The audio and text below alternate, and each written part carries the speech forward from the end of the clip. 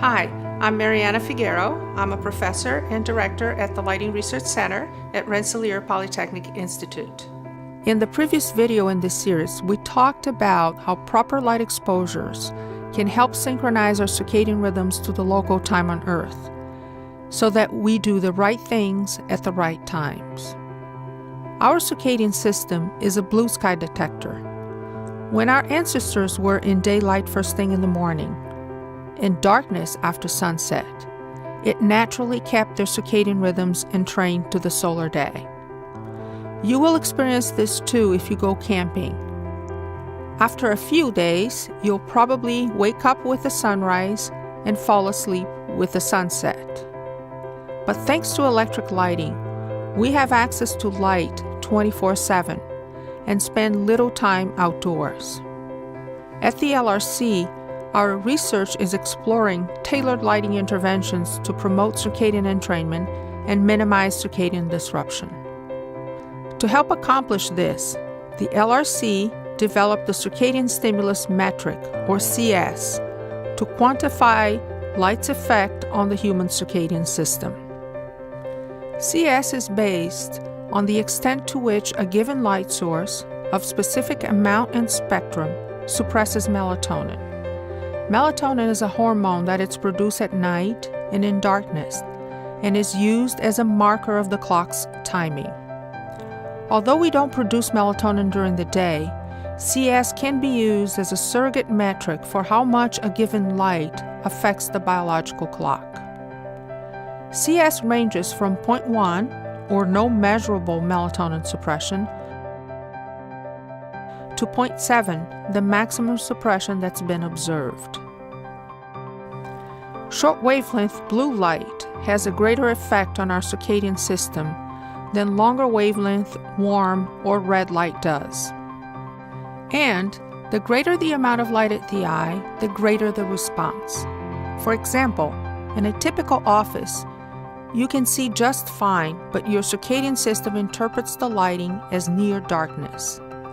In addition to spectrum and light levels, 3 other qualities of light affect circadian entrainment. First is the timing of the light exposure. Being exposed to light soon after you wake up will shift the timing of your clock earlier.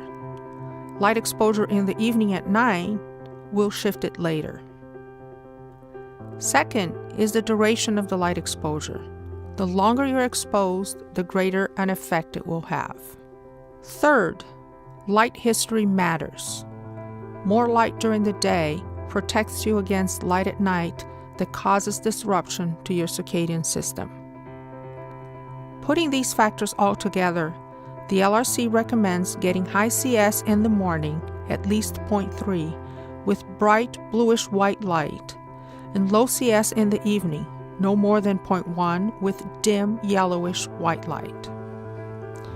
You may hear people using metrics other than CS when talking about lighting for health.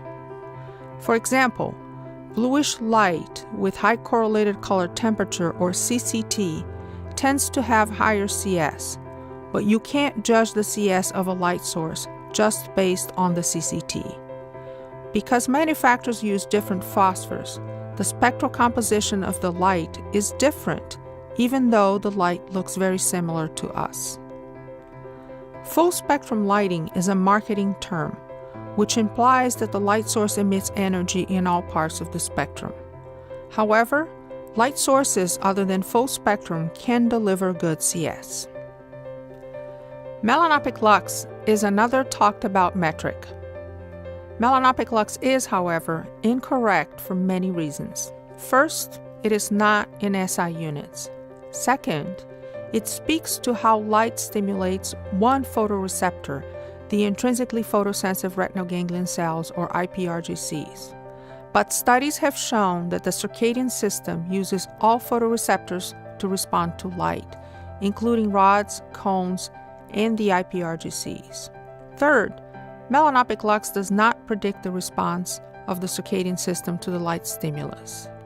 In contrast, CS can predict the response of an important outcome of the circadian system, acute melatonin suppression. LRC has also shown in many peer-reviewed studies that appropriate CS levels throughout the day result in better sleep and mood. In the next video in this series, we'll review how to use the free CS calculator on the LRC's website, so you can find out how much CS a particular light source is delivering.